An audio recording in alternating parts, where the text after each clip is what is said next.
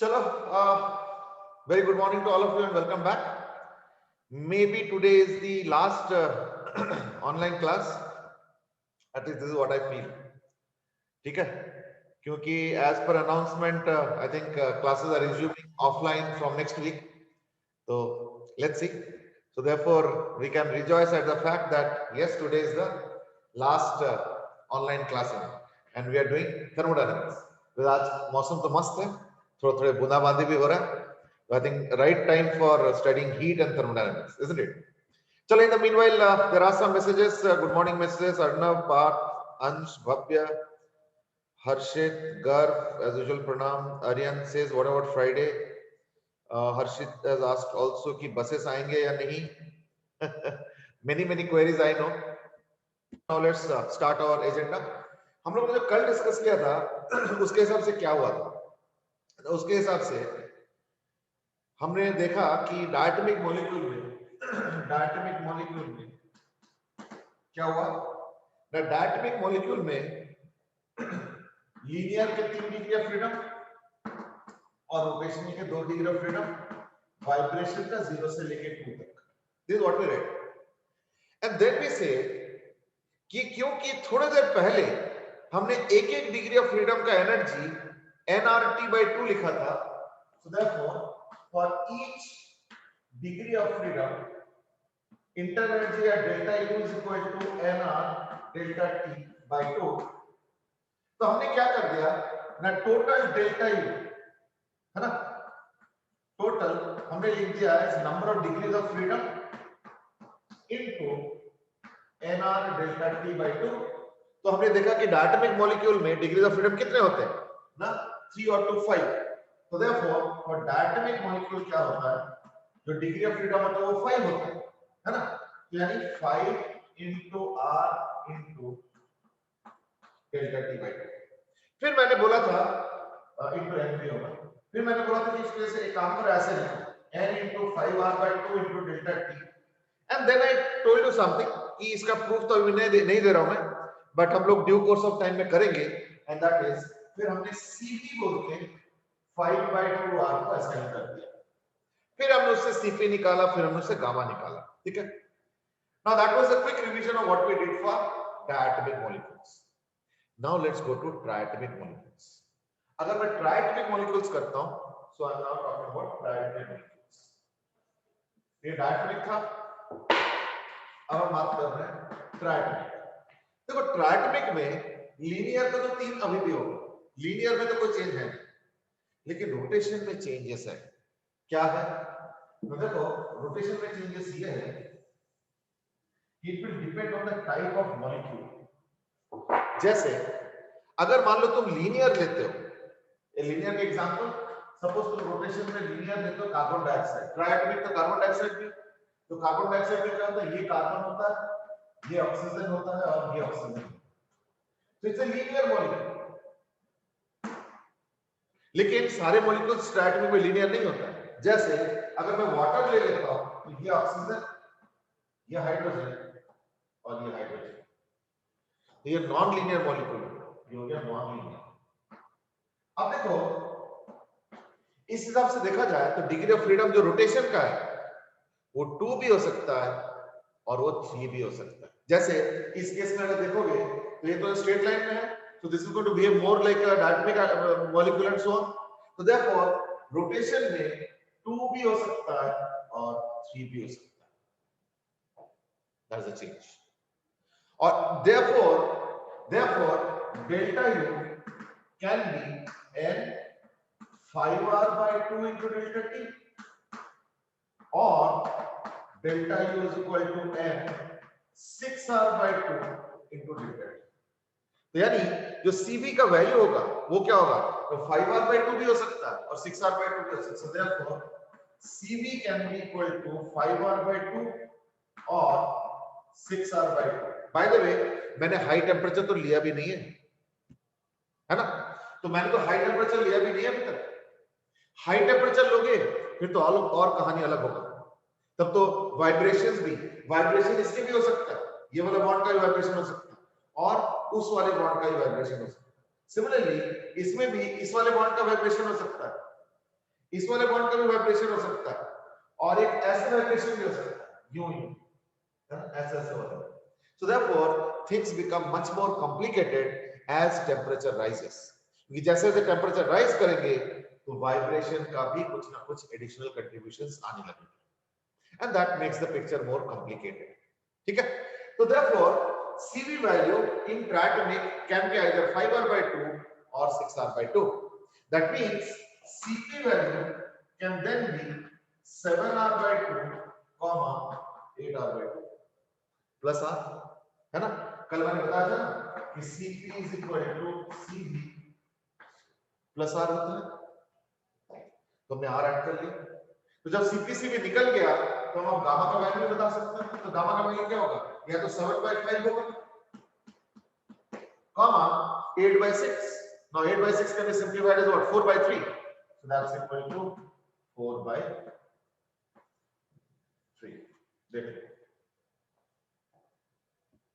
ठीक है, just have a look. तो therefore मैं ये देख रहा हूं कि लीनियर, रोटेशनल, वाइब्रेशन का तो और ज्यादा, वाइब्रेशन का तो मैं काउंट ही नहीं कर रहा हूं, काउंट ही ना करूं क्योंकि इसमें तो मल्टीपल बॉन्ड्स है, तो वाइब्रेशन भी कई सारा हो सकता है and so on. So therefore things become very complicated for triatomic। इसलिए जेई के इतिहास में आज तक कोई ट्राइटमिक का क्वेश्चन नहीं आया, इवन डायटमिक भी रेयरली आया हुआ है, मोस्टली इसलिए मोनोएटमिक के क्वेश्चन आते हैं। क्यों? मोनोएटमिक में ही चीजें कंफर्म होता है। इवन डायटमिक में भी टेम्परेचर के साथ वेरी करते करते उसके कंट्रीब्यूशन बढ़ता रहता है and there is no fixed point कि आप कंट्रीब्यूशन 1 ले लो, आप 0.1 ले लो, आप 1.2 ले लो, ऐसे कुछ नहीं है ना। Anyway, that's the more or less a quick discussion on the value of Cv and Cp for triatomic gases. ठीक है, अब एक फंडामेंटल सवाल है, अब एक फंडामेंटल सवाल ये है कि you might say or rather you should say या should ask कि चलो ठीक है, समझ में आ गया कि अगर लीनियर में लीनियर काइनेटिक्स का एनालिसिस किया था तो टोटल एनर्जी आया था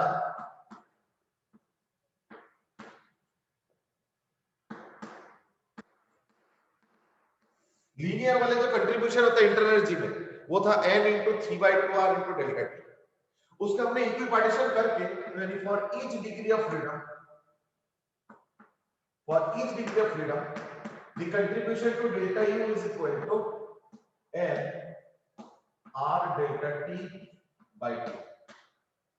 अब देखो मैं एक बहुत ही फंडामेंटल सवाल पूछूंगा और वो ये है कि देखो ये जो हमने डिराइव किया था ये तो लीनियर के बेसिस पे किया था, लेकिन हमने तो रोटेशन में भी इतना ही लगा दिया, हमने कुछ प्रूफ तो नहीं किया था कि रोटेशन में ये चीज nr डेल्टा t/2 कैसे आया। हमने रोटेशन में तो नहीं बताया, लेकिन उसको भी हमने उसी में लपेट में ले लिया कि भाई डायटोमिक में 2 degree of freedom rotation, 3 linear, 5 into this one, हमने तो यही किया ना।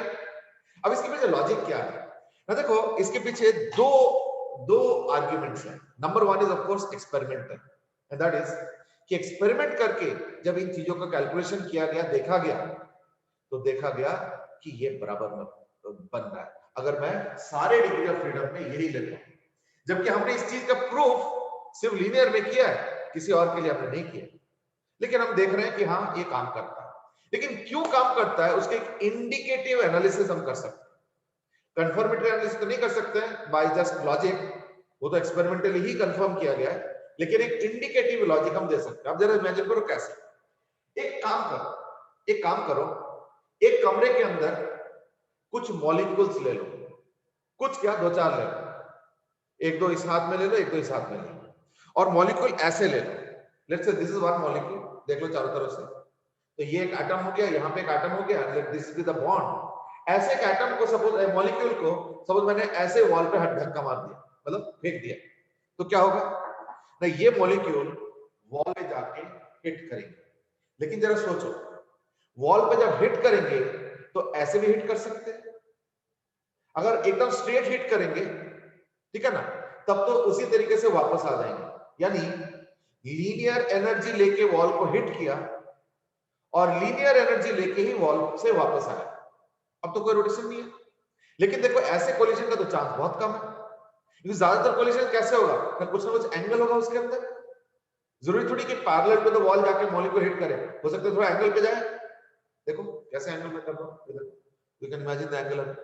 तो हो सकता है कि वॉल के पैरेलल ना होके थोड़ा एंगल पे जाके हिट करे। अगर ये एंगल पे जाके हिट करेगा तो क्या होगा, देखो जरा, ये देखो ऐसे गया और वॉल को हिट किया। तो इन दोनों एटम में से किसी ने पहले वॉल को हिट किया तो उसको नॉर्मल एक्शन पहले मिलेगा, और वो देखना ऐसे जंप करके रोटेट करेंगे, फिर दूसरा वाला कोलाइड करेंगे ऐसे करके, फिर वो भी ऐसे बाउंस करेंगे, and then it will come back by rotation. ये देखो अब समझ में आ गया कि रोटेशन क्रिएट कैसे हुआ। Now this is one way in which rotational energy starts coming up. Now there is another way also. Suppose ऐसे दो मॉलिक्यूल्स हैं, मान लो ये भी एक मॉलिक्यूल है, दस तो एक ही है, चलो कोई नहीं, मान लो ये भी एक मॉलिक्यूल है और ये भी एक मॉलिक्यूल है, ठीक है। अब बताओ अगर मान लो दो मॉलिक्यूल्स आके हिट कर रहे हैं ऐसे, तब तो यू हिट किया और यू चला गया, यानी कोलिजन के पहले लीनियर एनर्जी था, कोलिजन के बाद भी लीनियर एनर्जी आ गई। लेकिन ऐसे कोलिजन तो बहुत रेयरली होगा। मान लो कोलिजन ऐसे हो रहा कि ये एक मॉलिक्यूल आया और ये एक मॉलिक्यूल आ गया, ये देखो ऐसे। अब जैसे ही कोलाइड होगा तो जरा ध्यान से देखो क्या होगा, ये देखो कोलिजन के बाद दोनों के अंदर वाइब्रेशन रोटेशनल एनर्जी स्टार्ट हो गया। तो कहने का मतलब क्या है कि ये दोनों आए तो लीनियर लेके, लेकिन जैसे कोलिजन हुआ ये देखो कैसे दोनों ही घूमने लगा, ये भी घूमने लगा, ये भी घूमने लगा, और फिर अपने अपने रास्ते में चल देंगे। यानी रोटेशनल एनर्जी तो क्रिएट होगा, ठीक है ना। यानी अगर तुम सिर्फ लीनियर एनर्जी देके भी स्टार्ट करोगे मॉलिक्यूल्स को, तो देखना collision with walls and each other के चक्कर में रोटेशनल एनर्जी क्या होगा ना, स्टार्ट हो जाएगा। So rotational energy will start building up. जितना ज्यादा लीनियर एनर्जी होगा उतना ही ऐसे करके कोलिजन में क्या होगा, रोटेशन स्टार्ट हो जाएगा। So slowly initially the energy that I gave is let's say only linear and rotation is zero, but क्या होगा वो कोलिजन होते होते क्या होगा, देखना लीनियर एनर्जी का पार्ट घटता जाएगा और रोटेशनल एनर्जी का पार्ट बढ़ता जाएगा, और जब तक बराबरी पे नहीं आता है so they will always play with each other and will become more or less equal, and that is what is meant by the equipartition of energy. इसलिए हमने डेरिवेशन लीनियर का किया, लेकिन उतना ही इक्विपार्टीशन ऑफ एनर्जी मैंने rotation में भी कंट्रीब्यूशन डाल दिया या कैलकुलेट किया। Now there is one more aspect. चलो एक काम करो, एक कमरे में सपोज तुमने 10 एटम्स ले, 10 मॉलिक्यूल्स ले, और एक काम करना सारे मॉलिक्यूल्स को ऐसे रोटेट करके छोड़ दो, 9 मॉलिक्यूल्स को रोटेट करा दो ऐसे, तो सारे रोटेट कर रहे, एक ही जगह पे खड़े होकर रोटेट कर रहे। तो यानी तुमने क्या किया, 10 मॉलिक्यूल्स को ऐसे एक जगह पे खड़े होकर रोटेट करा के छोड़ दो, और उनमें से एक मॉलिक्यूल को लीनियर एनर्जी देके छोड़ दिया ऐसे करके। तो क्या होगा, वो मॉलिक्यूल कहीं ना कहीं जाके कोलाइड करेंगे, फिर वॉल के साथ उधर कोलाइड किया, फिर वॉल के साथ इधर कोलाइड किया, फिर इधर आके जब हिट कर रहा है तो कोई ना कोई मॉलिक्यूल को हिट करेंगे। यानी अब जब हिट करेंगे तो क्या होगा ना, वो जो लीनियर और रोटेटिंग मॉलिक्यूल है दोनों आपस में इंटरेक्ट करेंगे, तो जैसे हिट करेंगे तो शायद इसका रोटेशन एनर्जी थोड़ा घट जाएगा, क्योंकि इसके बाद अब लीनियर एनर्जी भी आ जाएगा, क्यों, ओके कोलाइड किया। यानी अगर तुम प्योर रोटेशनल एनर्जी देके भी स्टार्ट करोगे मॉलिक्यूल्स को, तो भी पता क्या होगा ना, धीरे धीरे देखना वो रोटेशनल एनर्जी वाला पार्ट घटता जाएगा, क्यों, ये कोलाइड करेंगे और फिर लीनियर एनर्जी भी स्टार्ट हो जाएगा, है या नहीं। तो विजुलाइज करो इसको, and therefore slowly what will happen is that the overall rotational energy will start reducing and the kinetic energy linear will start increasing, and until they are equal they will always go on supplementing each other। यानी rotation से linear convert होता रहेगा, linear से rotation में convert होता रहेगा, लेकिन जब तक बैलेंसिंग ना हो, नाउ यू माइट से कि इक्वल ही क्यों हो रहा है, that is a question that can not be answered by my logic, that has to be verified by experiments. कि चलो इक्वल मान लेते हैं और देखते हैं कि क्या होना चाहिए।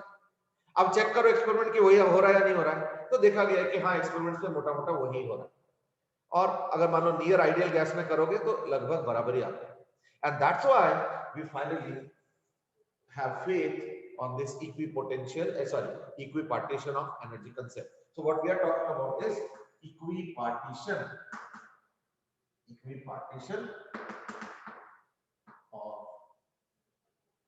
एनर्जी, ठीक है। This is called as equipartition of energy। लेकिन ये जो एनर्जी मैंने देखा ये था फॉर 1 मोल, तो मैं क्या लिखूंगा, for 1 degree of freedom, for 1 mole delta U contribution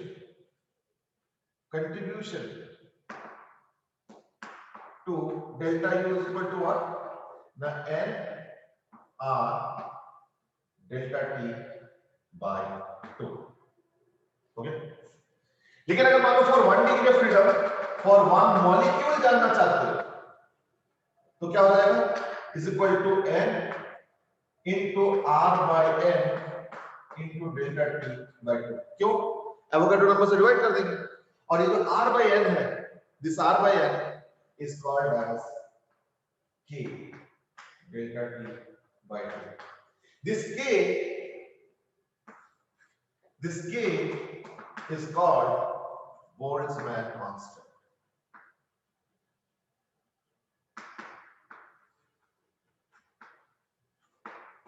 This K is called as Boltzmann constant. You can easily find it out.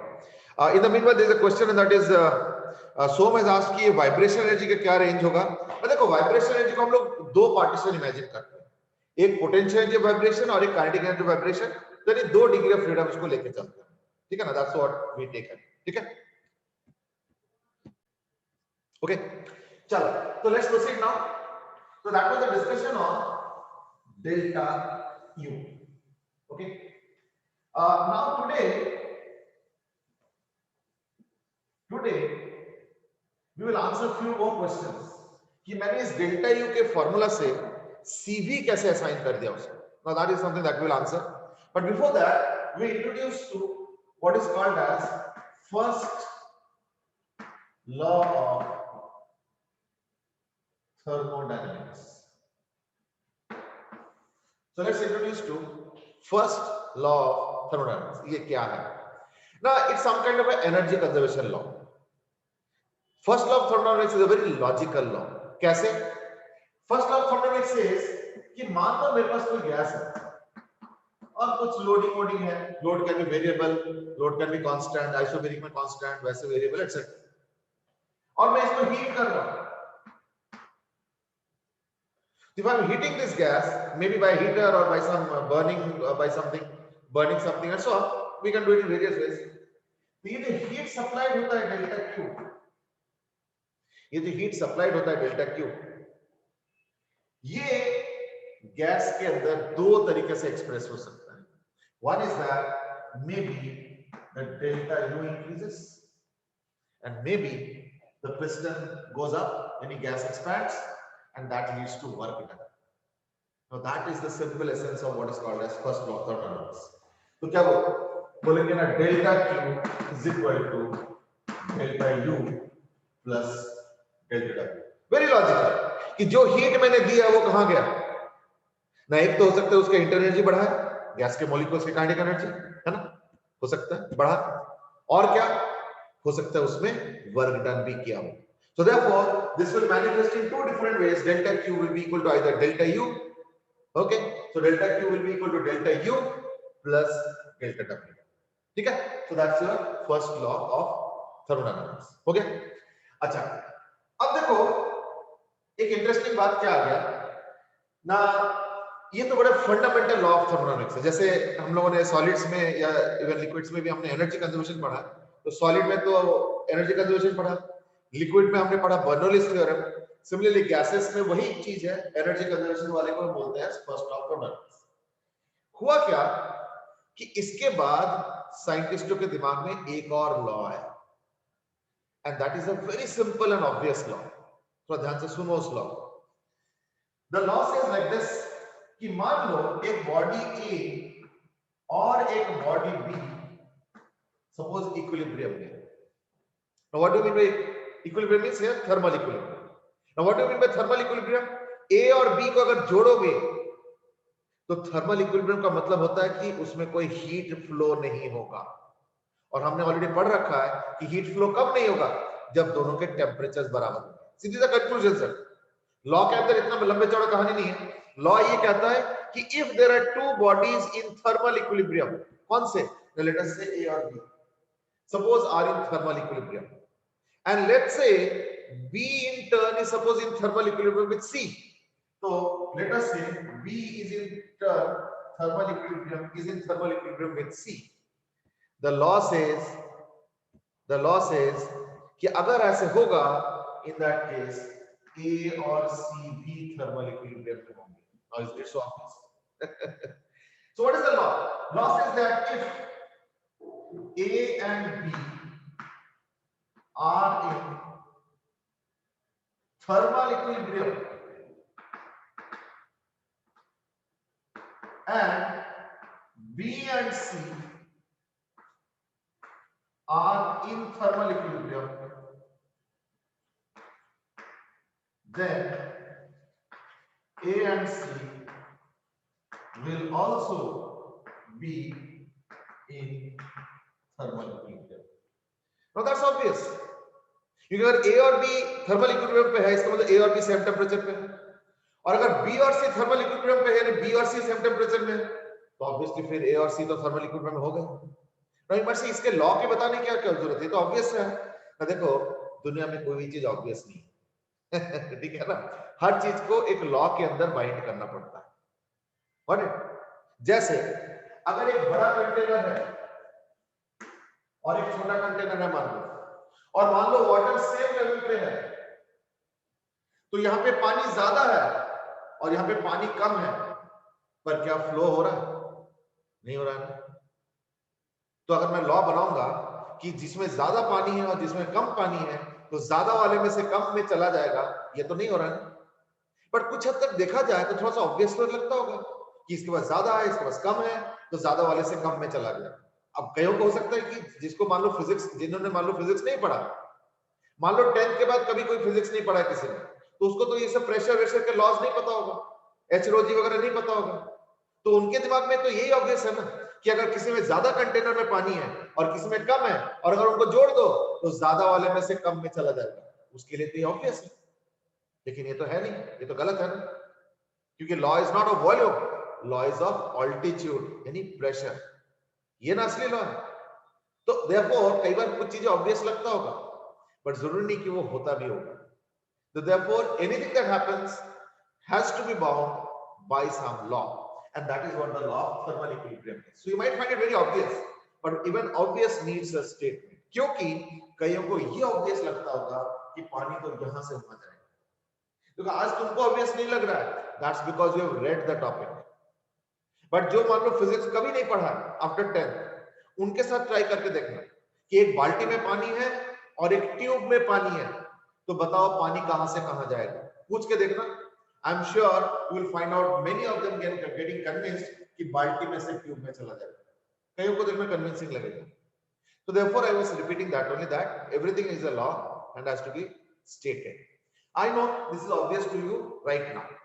अब साइंटिस्टों के अंदर देखो असली प्रॉब्लम समझो, ये तो एक डिस्ट्रैक्शन हो गया. अब असली प्रॉब्लम समझो.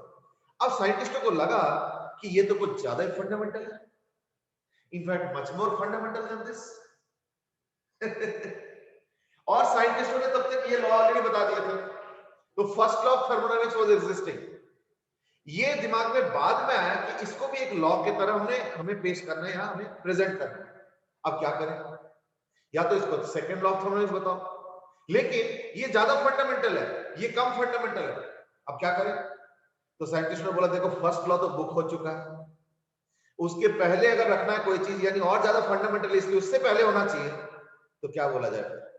तो फिर उन्होंने पता क्या किया, मजबूरी में उन्होंने इसको बोल दिया है zeroth law of thermodynamics. Zeroth law of thermodynamics.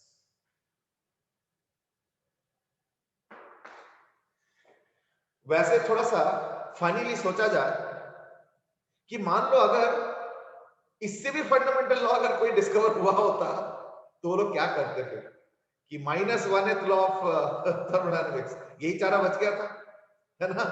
But ऐसे नहीं हुआ, और ना ही उसके बाद ऐसे कभी नौबत आया.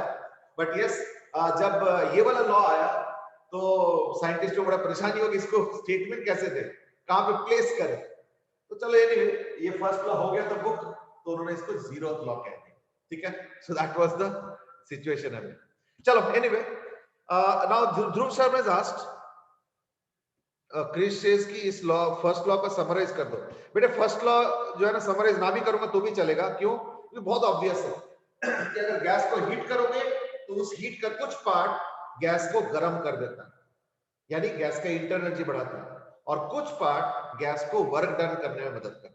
सो that's a very obvious law. But anyway, don't worry, we will have more discussion on this. And Krish has suggestion कि नहीं, फिर तो हम जीरो को माइनस लॉ थोड़ी बताते, फिर जीरो ए जीरो बी ऐसे बताते. चलो may be Dhruv Sharma is a question that is, क्या मैं इसको 4 ऑब्जेक्ट्स के लिए एक्सटेंड कर सकता हूं? 4 नहीं, 40 के लिए भी कर सकते हो. कि अगर ए बी से इक्विलिब्रियम में है, बी अगर सी से इक्विलिब्रियम में है, सी अगर डी से है, डी अगर डी से है, ई अगर एफ से है, तो यानी ए और एफ इक्विलिब्रियम में. I think that's an obvious thing. ठीक है ना? ये तो स्टेटमेंट 3 के लिए है, but it is extendable up to any number of objects. ठीक है, चलो लेट्स स्टार्ट. तो अब हम लोग डिस्कस जो करेंगे वो है application of first law. Application of first law,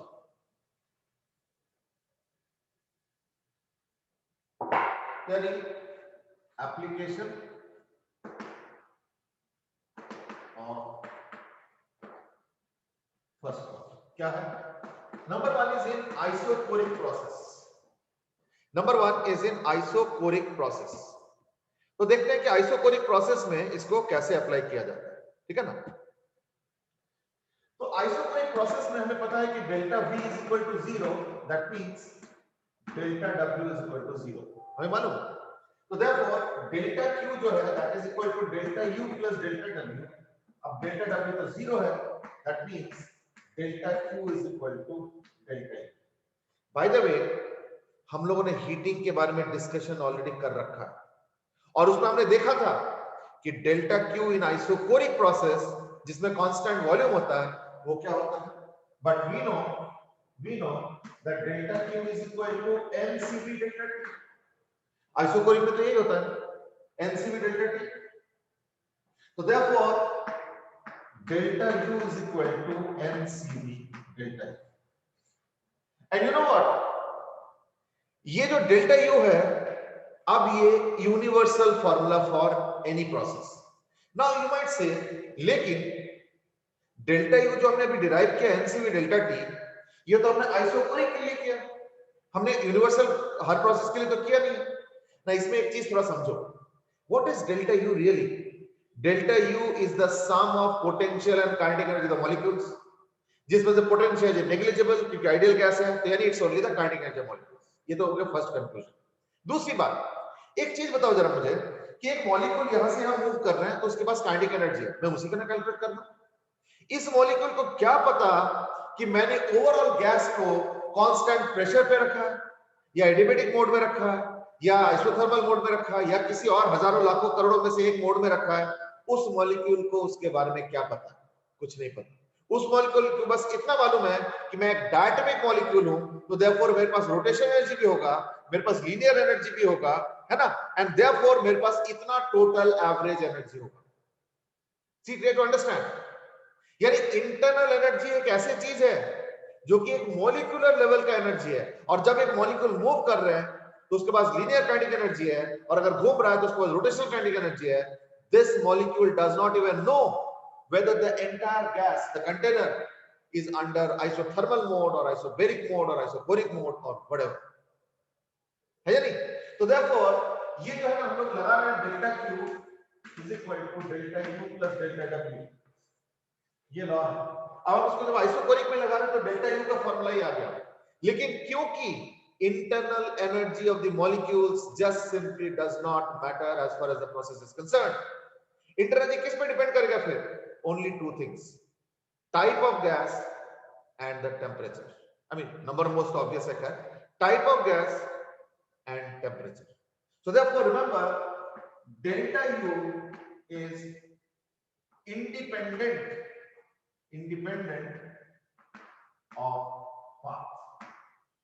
इसलिए डेल्टा U को बोला जाता है as state function and not a process function. So therefore delta U is a state function and not a process function. यानी कौन से process से तुम गैस को ले दो? प्रोसेस होता है ओवरऑल गैस का स्टडी, इंटरनल एनर्जी होता है एक एक मॉलिक्यूल लेवल पे काइनेटिक एनर्जी का स्टडी. तो एक एक मॉलिक्यूल लेवल पे जो काइनेटिक एनर्जी का स्टडी होगा उसमें ये देखना होगा कि नंबर ऑफ मोल्स कितना है, वो तो चलो स्टैटिस्टिकल हो गया, और एक एक मॉलिक्यूल के पास क्या क्या एनर्जी है, and that molecule does not even know this gas is in which process.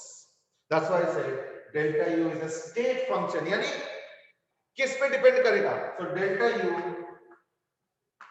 depends only on A, number of moles, B, type of gas, and C, temperature. इसलिए क्या हो गया? N CV delta T. तो N तो number of moles हो गए, CV is that parameter which will be coming from that type of gas वाला चीज। तो टाइप ऑफ गैस के ऊपर CV अलग अलग वैल्यू होगा, और डेल्टा T क्या होता है? Change of temperature. That's it. So that's how we can find out delta U. And because it is independent of path, so this delta U formula, though there is a CV written in it, we will be using this for all processes. So therefore, now we conclude. So conclusion is that this formula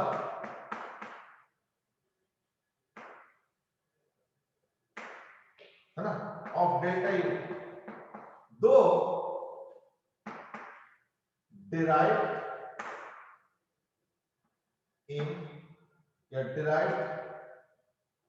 using isochoric process, will be used in all cases. यानी ये formula अब हम सब cases में use करेंगे, कोई सा भी प्रोसेस हो उससे कोई लेना देना नहीं। And that's a very important statement. क्यों? क्योंकि डेल्टा यू को प्रोसेस यानी पाथ से कोई लेना देना नहीं। अगर ये स्टार्टिंग पॉइंट है और ये एंडिंग पॉइंट है, तो वर्क डन हजारों प्रोसेस में अलग अलग हो सकता है, लेकिन डेल्टा क्यू एक ही होगा, यानी डेल्टा यू हमेशा सेम होगा दो पॉइंट के बीच में। डेल्टा डब्ल्यू और डेल्टा क्यू अलग अलग हो सकता है, क्योंकि वो पाथ पे डिपेंड करता है, क्योंकि डेल्टा डब्ल्यू तो एरिया अंडर द ग्राफ, तो ग्राफ जैसे अलग अलग बनेगा तो एरिया भी अलग अलग होगा। Now that's a very important statement, and with that now let's move on to isobaric. देखो याद करके देखो, मैंने बोला था कि आइसोबेरिक ऐसे नहीं हो पाता है, हमें एक फिक्स्ड लोड रख के स्लोली हीटिंग करना पड़ता है। So now let's apply first law in isobaric. तो आइसोबेरिक में क्या होता है? Delta P is equal to 0, है ना? तो delta P is equal to 0, मैं जब हीट करूंगा इसको ऐसे करके, तो पिस्टन जो है ऊपर जाएंगे, है ना? फिक्स्ड लोड रखा मैंने, तो फिक्स्ड लोड है, तो therefore we can write delta Q is equal to delta U। तो डेल्टा U तो NCV डेल्टा T है, तो NCV डेल्टा T प्लस, याद करके देखो डेल्टा W आइसोबेरिक में क्या था? P into V2 minus V1, और नहीं तो NR into T2 minus T1, यानी मैं इसको लिख सकता हूं NR delta T। And now we can cancel the delta T on both sides. Now you can cancel the delta T on both sides. So therefore delta Q can be written as NCP delta T is equal to NCP delta T plus NR delta T। N delta T cancel कर लो तो क्या बनता है? CP is equal to CV plus R। ये तो हमने कल use किया था, इनपर आज भी बताया था मैंने कैसे ऐसे होगा। तो that's how we get the value of CP from CV। तो अगर मान लो CV मालूम है तो जस्ट R ऐड करो and you will be able to get the value of CP। Simple, ठीक है? So that was application of first law in isobaric process. Okay, now let's move on to isothermal process। Isothermal के लिए अगर याद करके देखो, मैंने कुछ डिस्कशन किया था कि ऑयल बाथ या तो वाटर बाथ में करना पड़ता है, क्यों? क्योंकि अदरवाइज उसके टेम्परेचर नेचुरली क्या होता है, बदल जाता है। और दूसरा एक चीज और बताया था, the process has to be done very very slowly so that heat को कंडक्शन के जरिए बाहर या अंदर आने का मौका मिले कि टेम्परेचर बदल ना जाए। ये हमने डिस्कस किया था कल। तो आज मैं करूंगा, देखते हैं कि आइसोथर्मल में क्या होता है। ना आइसोथर्मल में होता क्या भाई देखिए ना, आइसोथर्मल में delta T is equal to 0।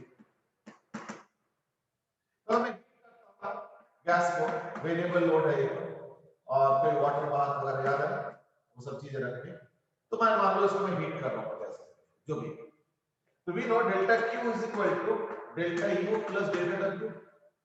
अब बताओ, क्योंकि टेम्परेचर नहीं बदल रहा, डेल्टा टी तो 0 है, और डेल्टा यू होता क्या है ना, in this case in isothermal क्या होगा ना, delta U will B NCV delta T, that will be 0।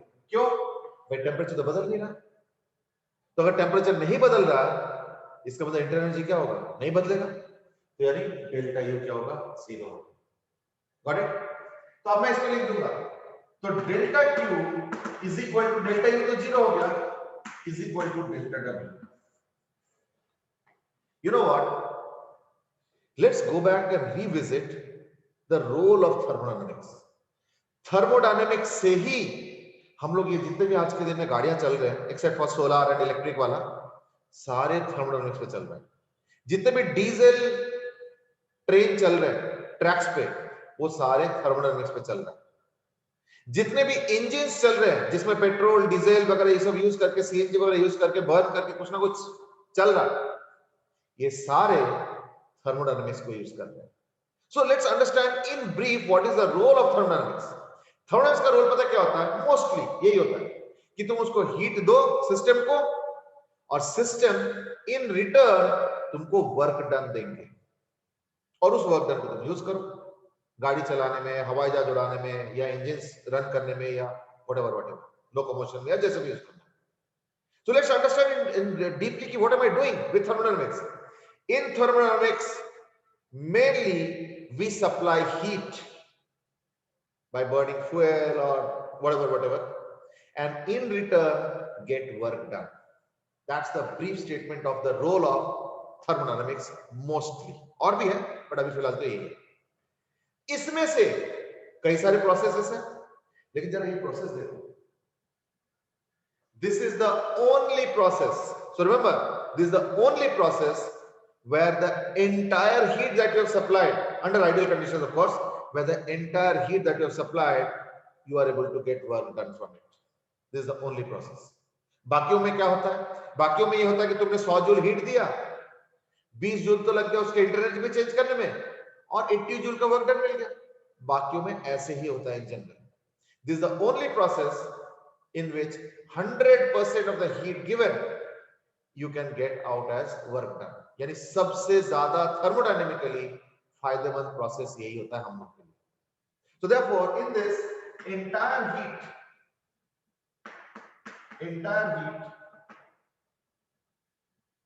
converts to work done. Entire heat in this case converts to work done. ठीक है, ये होता है इसमें। So therefore you might be thinking कि फिर तो ये मेरे लिए सबसे डिजायरेबल प्रोसेस है भाई, बाकियों में तो कुछ वेस्ट जा रहा है, इसमें तो कुछ वेस्ट नहीं है, थ्योरेटिकली कम से कम सारा वर्क डन में कर, this is the best process. But when you say this statement then there is a problem, this is the worst process. You might say अरे 100% कन्वर्जन हो रहा है, हम तो ये चाहते हैं कि जो हीट में दूं वो सारे मुझे वर्क डन में वापस मिल जाए, लेकिन ऐसे होता नहीं। क्यों? याद करके देखो, इसके साथ एक स्ट्रिंग अटैच्ड है। क्या है? that this process has to be done very slowly, यानी पिस्टन का मूवमेंट ऐसे ऐसे होना चाहिए। अब बताओ, पिस्टन का मूवमेंट अगर इस रेट पे होगा तो जो गाड़ी का व्हील होगा वो भी ऐसे घूमेगा, ऐसे घूमेगा। Now tell me, will you ride on such a vehicle कि जिसको स्टार्ट कर दिया और यहां से स्कूल के बाहर तक जाते जाते 1 घंटे का टाइम लग रहा है? ये चाहोगे क्या? नहीं ना। Therefore in one way thermodynamically this is the best process, but practically अगर आइसोथर्मल करना चाहते हो तो it has to be very slow. तो practically क्या होता है? It's the most useless process. So thermodynamically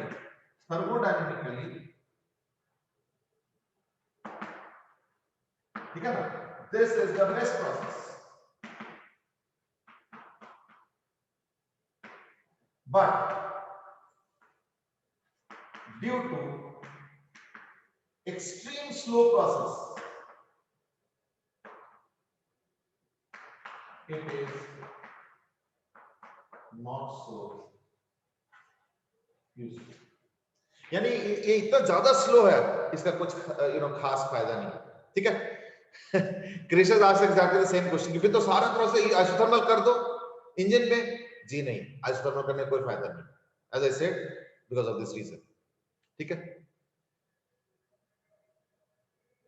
Som has asked कि हीटिंग तो एनसीपी डेल्टा टी होता है, तो फिर आइसोथर्मल में हीटिंग जीरो नहीं हो जाएगा? बेटे हीटिंग में एनसीपी डेल्टा टी का फॉर्मूला सिर्फ आइसोबेरिक में लगता है, सब में नहीं लगता। हीटिंग और वर्क डन हर प्रोसेस के लिए अलग अलग फॉर्मूला से रन होता है। It is only delta U for which there is only one formula irrespective of process. तो देखो ऐसे मत सोचो कि आइसोथर्मल है, डेल्टा टी जीरो है, और हीटिंग तो एनसीपी डेल्टा टी है, देयरफॉर हीट जीरो। जी नहीं, यहाँ पे ऐसे नहीं है। यहाँ पे इंटरनल एनर्जी चेंज जीरो है। क्यों? Internal energy NCP delta T से run.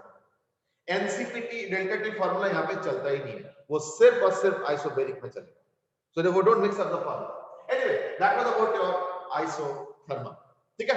Now let's finally get to adiabatic. I hope you got a sense of what happens in isothermal. ठीक है ना? So now we'll talk about adiabatic. तो adiabatic में देखो क्या होता है? adiabatic में क्या होता है? ये फोर्थ हो गया। adiabatic में delta Q is equal to 0. लेकिन डेल्टा Q तो delta U plus delta W भी है। So that is equal to delta U plus delta W. So therefore, delta U we are going to write it as NCV dt. यानी NCV dt is equal to delta W यानी PdV with a minus sign. इसको उधर ले जाओ तो minus आएगा, ठीक है। अब मैं काम करता हूं, मैं P को लिख देता हूं nRT by V, यानी NCV dt is equal to minus N RT by V। क्यों? क्योंकि PV तो है ना T, तो P क्या होगा? nRT by V, तो we can use that। इससे क्या होगा? into dV। इससे क्या होगा? T इधर लेके आ जाओ, NN तो कैंसिल कर दो, यानी CV by R into dt by T is equal to minus of dV by V, V1 to V2। ये तो ln वाला हिसाब बनेगा, है ना? यानी CV by R into ln T2 by T1 is equal to minus of ln V2 by V1। अब एक काम करो, CV को लिख दो एज CP माइनस R।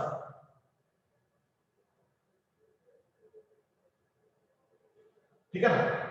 तो we know that CP CV is equal to CP minus R, तो R को मैं लिख सकता हूं CP माइनस CV। तो देखो CV by R can be written as CV by CP minus CV। ठीक है, ये मैं लिख सकता हूं। लेकिन अगर मैं उधर ले जाऊंगा तो देयरफॉर R by CV क्या हो जाएगा? ये पलट जाएगा, तो हो जाएगा CP by CV माइनस 1। अब इसको देखते हुए, ये जो CP by CV माइनस 1 है ना, इसको देखते हुए साइंटिस्टों ने CP by CV को बार बार लिखना ना पड़े, उसको एक टर्म डिफाइन किया है gamma. So that's where gamma comes in. याद करके देखो, मैंने बताया था, याद करके देखो, मैंने बताया था कि गामा क्या होता है ना? जब हमने एडियाबेटिक बोला तो मैंने बोला था कि P V to the power gamma constant होता है। अभी फिलहाल मान जाओ, इसको हम बाद में प्रूव करेंगे, वही प्रूफ मैं अभी कर रहा हूं, ठीक है।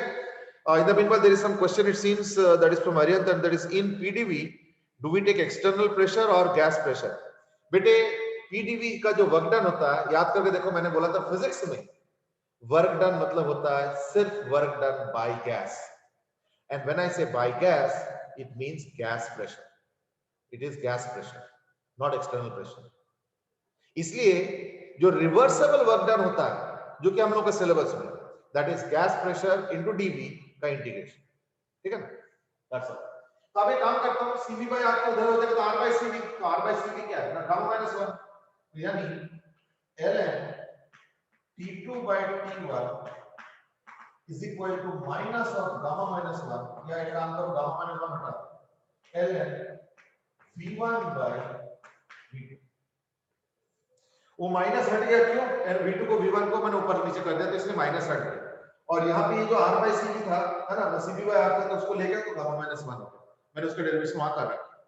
यानी फाइनली क्या बन रहा है देखो, फाइनली बन रहा है ln हटा देता हूं मैं, ये तो गामा माइनस 1 ऊपर चला जाएगा, यानी मैं लिख सकता हूं यानी T2 by T1 is equal to V1 by V2 to the power gamma minus 1, यानी T1 V1 to the power gamma minus 1 is equal to T2 V2 to the power gamma minus 1।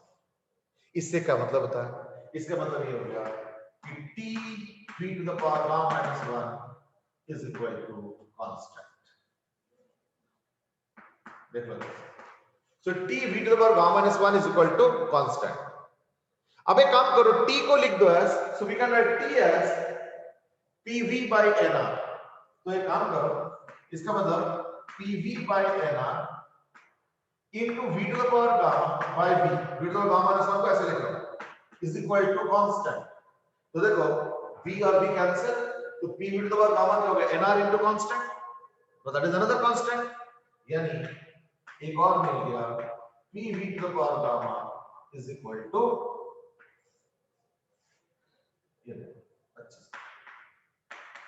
यानी PV to the power gamma क्या हो गया ना, equal to constant. यानी adiabatic process में याद करके देखो, जब मैंने वर्क डन डिस्कस किया था तो हमने एडियाबैटिक प्रोसेस में PV to the power gamma मान लिया था, और उसमें मैंने बोला था कि एक काम करो इसको मान लो, धीरे धीरे हम सबको प्रूव करेंगे, नहीं तो क्या होता है वो वर्क डन वाला टॉपिक आधा अधूरा रह जाता, फिर इस वक्त मुझे फिर वापस वर्क डन में जाना पड़ता, जो कि जरूरत नहीं पड़ा क्योंकि हमने उस समय मान लिया। अब मैंने बता दिया कि ये फॉर्मूला आ कहां से है।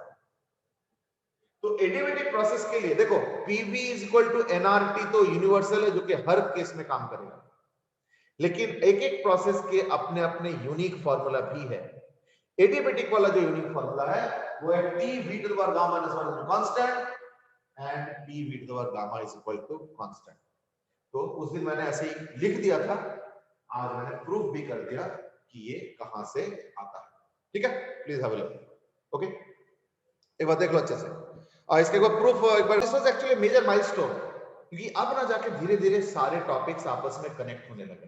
ठीक है ना, so it was a major milestone. तो हमने क्या किया ना, ये सारे जो फर्स्ट लॉ ऑफ थर्मोडायनामिक्स है, इस सारे प्रोसेस के लक्ष्य के साथ लगा के देख लिए कि क्या क्या कंक्लूजन साथ है। तो आइसोकोरिक से हमने CV यानी इंटरनेट का फॉर्मूला निकाला, आइसोबेरिक से हमने CP is equal to CV plus R का फॉर्मूला डिराइव किया, आइसोथर्मल से ये देखा कि सबसे अच्छा प्रोसेस है और सबसे बुरा प्रोसेस भी है या घटिया प्रोसेस भी है और क्यों ऐसे कॉन्ट्रडिक्शन है, और एडियाबैटिक से हमने फॉर्मूले डिराइव किए। ठीक है, चलो now let's move on a bit. अब हम लोग करेंगे, now we going to do graphical analysis of each process. अब तो हमने काफी कुछ कर लिया, तो एक काम करते हैं, now we will do graphs. Now graphs means what, तो देखो थर्मोडायनामिक्स में तुमको मोरलेस 3 टाइप के ग्राफ्स मिलेंगे। एक है PV जिसमें जनरली V यहां पे होता है और P यहां पे होता है, और एक होता है TB और एक होता है TP। तो एक काम करते हैं, ये ग्राफ अब हम सारे प्रोसेस के लिए बनाएंगे, तो quickly make the graph for isochoric process. कैसे बनाना है तो मैं इसके एक सैंपल दे रहा हूं मैं भी। देखो आइसोकोरिक में क्या होता है, ऐसे होता है,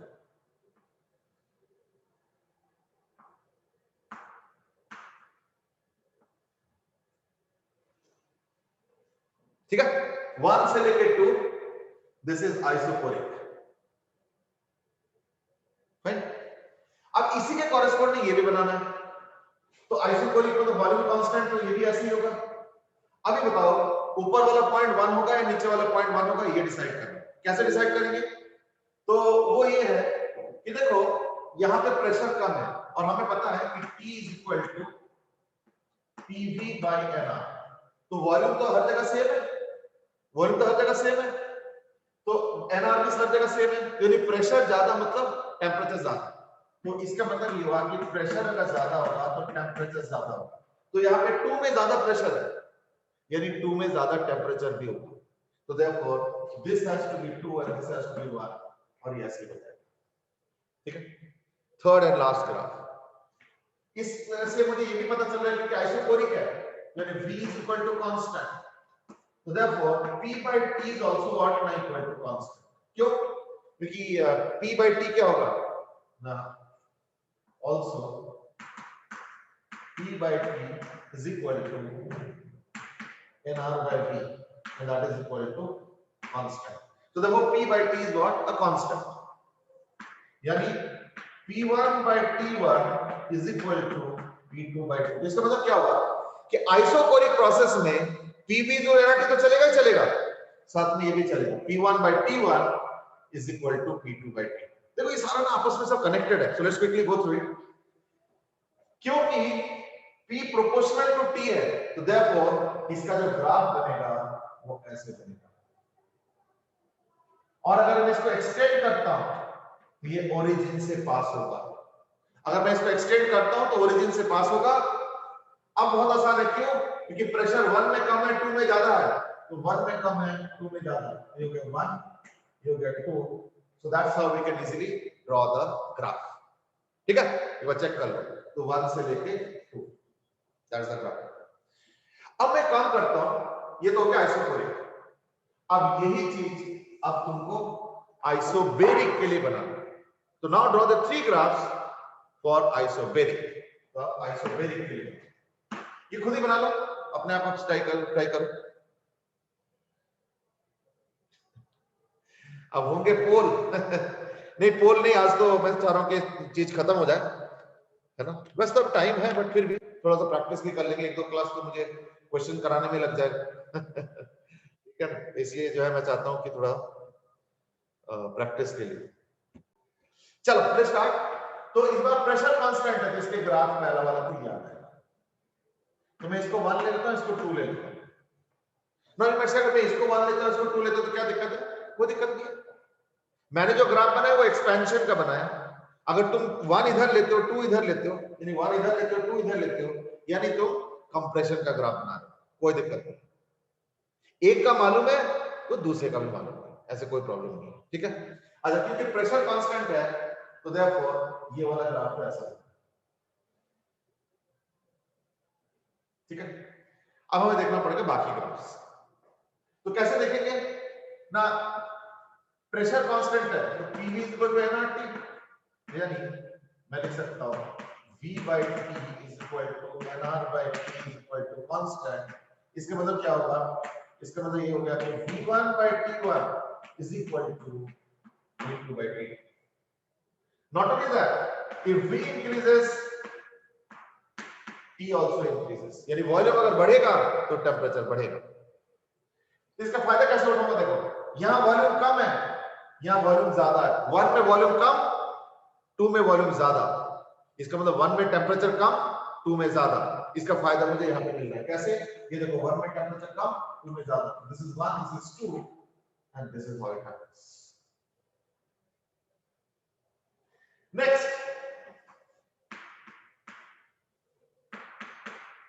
नेक्स्ट इज दैट T और V का ग्राफ, T और V का ग्राफ, तो कैसे होगा ना, जैसे T और V का देखो प्रोपोर्शनलिटी है, यानी इस बार TV का ग्राफ ऐसे होगा,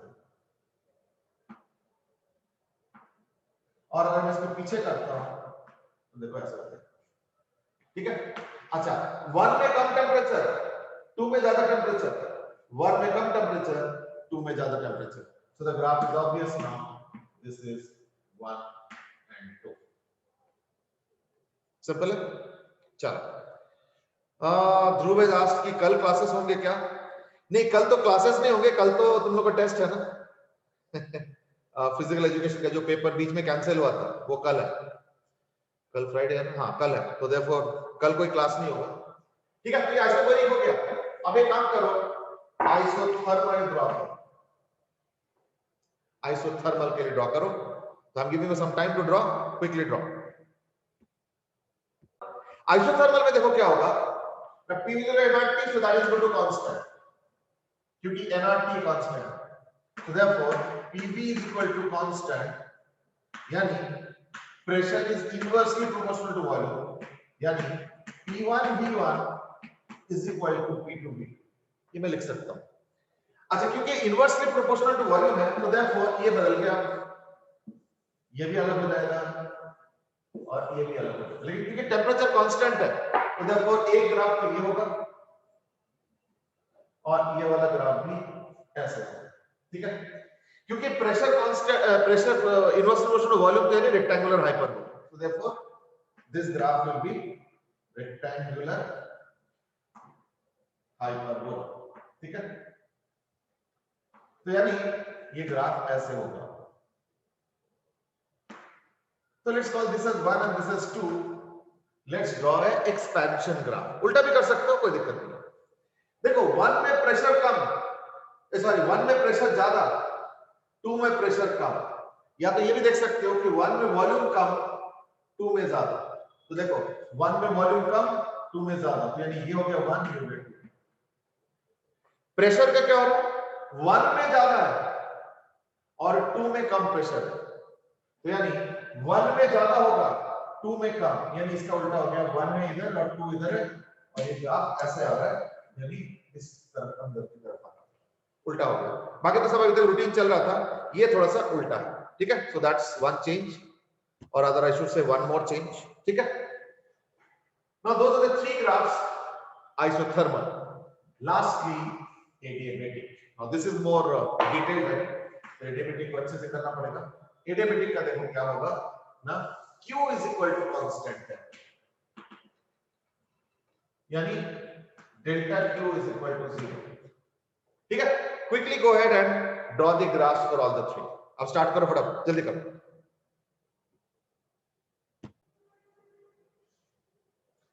चलो, तो इसमें तो डेल्टा Q 0 है, PV इक्वल टू nRT तो चलो होता ही है ना। और हमें पता है कि इस केस में PV to the power gamma is equal to constant, ठीक है। तो अगर मैं इसका ग्राफ बनाता हूं तो क्या होगा ना, if P is increased volume decreases. क्यों? अगर इसको बढ़ाओगे तो इसको घटना पड़ेगा, क्योंकि ये दोनों मिलके कांस्टेंट। इसलिए टू एन एक्सटेंट तो यही वाला ग्राफ चल जाएगा 1 से लेके 2। तो मैं काम करता हूं, सिर्फ मैं T से V और ये वाला मिटा दूं। नाउ यू माइट से तो इसका मतलब आइसोथर्मल और एडियाबेटिक में कोई फर्क ही नहीं है क्या? तो ये नहीं बोला मैंने, ये नहीं बोला मैंने बोला कि ओवरऑल ग्राफ का जो लुक आएगा वो सिमिलर आएगा। क्यों? क्योंकि आइसोथर्मल में भी अगर प्रेशर बढ़ता है तो वॉल्यूम घटता है, और एडियाबेटिक में भी देख रहे हो अगर प्रेशर बढ़ता है तो वॉल्यूम घटता है। तो उस तरीके से देखो तो सिमिलर, सेम नहीं करो, सिमिलर। तो अंतर क्या है वो भी देखता हूं। अंतर जानने के लिए काम करो, आइसोथर्मल में क्या होता है ना, PV is equal to constant. अब एक काम करो, इसको डिफरेंशिएट करो विद रिस्पेक्ट टू V, तो क्या हो जाएगा, dP dV into V plus with respect to V कर रहा हूं, तो plus P into 1 is equal to 0, यानी dP dV आ गया minus of P by V। ये हो गया आइसोथर्मल के लिए। और अगर मैं एडियाबेटिक का करता हूं तो PV to the power gamma is equal to constant, यानी dP dV into V to the power gamma plus P into gamma into V to the power gamma minus 1 is equal to 0। इसका मतलब dP dV आ गया equal to V to the power gamma cancel कर लो, है ना, तो आ जाएगा minus of gamma into P by V। यानी देखो फर्क है, इसका स्लोप देखो, नेगेटिव में सर्टेन वैल्यू, ये नेगेटिव में उससे ज्यादा वैल्यू, नेगेटिव में उससे ज्यादा वैल्यू, यानी एडियाबेटिक ग्राफ का स्लोप ज्यादा होगा, यानी स्टीपनेस ज्यादा होगा। So adiabatic graph is steeper than isothermal graph. पता क्या है, ग्राफ पे क्वेश्चन कई बार आया हुआ है, तो देखो ये जो हम ग्राफ का डिटेल एनालिसिस कर रहे हैं ये सिर्फ क्वेश्चन की तैयारी कर रहे हैं, कि कुछ ना कुछ क्वेश्चन देखना इस पे आते रहते हैं। तो यानी इसका डिफरेंस कैसे होगा? ना देखो अभी मैंने एक ग्राफ तो ड्रॉ कर लिया था, लेकिन अब मैं ड्रॉ करना चाहता हूं एक ही साथ पीवी एंड पीवी, इसमें एक्सपेंशन ग्राफ और इसमें कंप्रेशन ग्राफ। अभी बताओ, एक मैंने ये बनाया और एक मैंने ये बनाया, ए बी, ये हो गया एक्सपेंशन, वॉल्यूम बढ़ रहा है। तो यानी एक ही पॉइंट से स्टार्ट किया मैंने क्या किया, मैंने एक ही पॉइंट से स्टार्ट किया, एक ही पॉइंट से स्टार्ट करके एक्सपैंड किया, ठीक है। और इस केस में कंप्रेस कर रहा हूं, एक ही पॉइंट से कंप्रेस कर रहा हूं, तो ये ऐसे हो गया और ये ऐसे हो गया।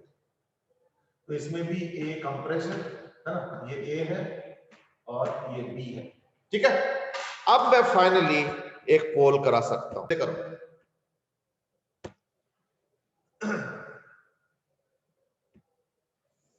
या गो अहेड। देखता हूं पहली बात तो कितने लोग पार्टिसिपेट करते हैं। बहुत लोग तो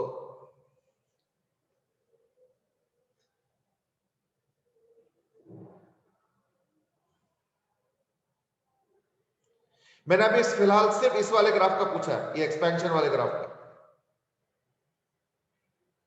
okay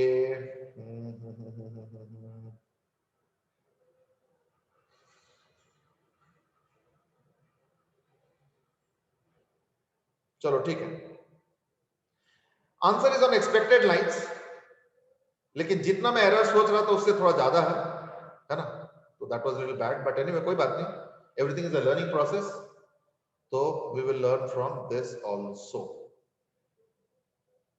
okay, now let me finally end the poll, end poll and share results. देखो अभी मैंने क्या बताया था, अभी मैंने बोला था ना कि स्टीपनेस किसका ज्यादा होगा, स्टीपनेस किसका ज्यादा होगा ना,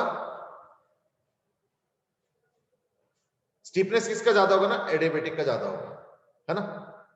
तो स्टीपनेस का मतलब क्या होता है, स्टीपनेस का मतलब ये होता है कम स्टीप और ये होता है ज्यादा स्टीप, सिंपल। ये कम स्टीप है, इन एंगल पे ऊपर डिपेंड करता है। तो इस केस में ये वाला ज्यादा स्टीप है, ये वाला, ये कम स्टीप है, ठीक है। और मैंने क्या बोला, adiabatic graph is steeper than isothermal graph, उसका स्टीपनेस ज्यादा होगा, ठीक है। तो देयरफॉर ये वाला ज्यादा है, तो यानी क्या हो गया, ये हो गया आइसोथर्मल और ये हो गया adiabatic, that's the result for you, ठीक है। चलो तो now let me stop sharing the results, okay. अब एक काम करो, before we end the day, अब मैं काम करता हूं, मैं इसको ढक लेता हूं। अब एक काम करो, मुझे कंप्रेशन का बताओ, तो सेम पोल मैं दोबारा कर रहा हूं, I am relaunching the poll now, okay. Now tell me the result for compression. ये जो ग्राफ दिख रहा है तुमको, ये जो कंप्रेशन वाला ग्राफ दिख रहा है, आप देखो मुझे थोड़ा स्ट्रेटेजिकली हैंड रेज करना पड़ रहा है so that you can see the graph. ये जो है ना, देखो ये कंप्रेशन का ग्राफ है, this is the graph we are talking about, compression ठीक है। तो कंप्रेशन वाले में बताओ, इसमें भी एक आधा एरर तो आ ही गया, चलो कोई नहीं कोई नहीं, ओ एक आधा और एरर आ गया,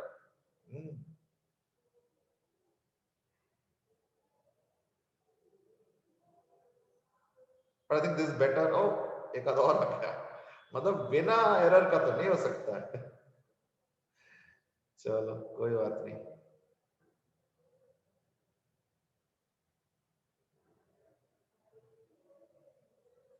चलो I think let's end the poll here. कुछ लोग मुझे लगता है थोड़ा कंफ्यूजन में है कि आंसर भी नहीं कर रहे हैं, बट चलो कोई नहीं, we can end the poll here and the results are like this. The results are on expected lines की डोमिनेंट आंसर तो करेक्ट है इस केस में, बहुत रेयरली ऐसे हुए पूरे साल में जहां पे डोमिनेंट आंसर्स गलत आए हैं, सो that's a good part, but एक आध बार हुआ, ठीक है, it's all part of life. अभी जैसे डोमिनेंट आंसर वही correct answer, and that is, ये ज्यादा स्टीप है, ये देखो, ये कंप्रेशन का ग्राफ है और ये ज्यादा स्टीप है, ये देखो, तो ज्यादा स्टीप मतलब क्या होता है, adiabatic. So therefore in this case this will become adiabatic and this will become isothermal. तो ए क्या हो गया फिर ना, एडियाबेटिक। तो एक्सपेंशन में आइसोथर्मल और एडियाबेटिक और कंप्रेशन में आइसोथर्मल एडियाबेटिक का जो ग्राफ है वो आपस में ऐसे रिलेटेड होता है कि एडियाबेटिक का ज्यादा स्टीप है, कैसे आइडेंटिफाई करना है उसी पे हमने पोल किया है। और एंड आई होप जो दो चार लोगों के एरर थे, मोस्टली तो सबने करेक्ट आंसर दे दिया था, गुड जॉब।